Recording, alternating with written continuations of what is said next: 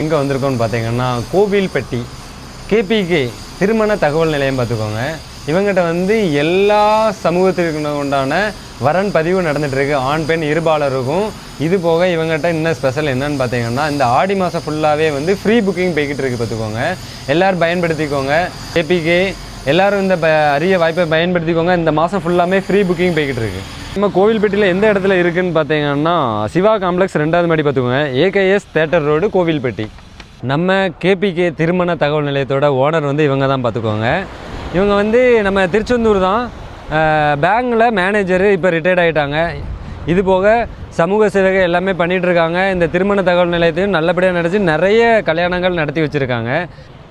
ஐயா அனைவருக்கும் வணக்கம். திருச்செந்தூரில் இந்த செந்திலாண்டனுடைய அருளால் நிறைய திருமணங்கள் நடத்தி வச்சுருக்கிறோம். வரக்கூடிய செப்டம்பர் மாதம் 11ஆம் தேதி அண்ணாமலை ரெசிடென்சி திருச்செந்தூரில் வச்சு கல்யாண மாலை நடத்துகிறோம். அதில் நிறைய மணமகன் கலந்துக்கணும்.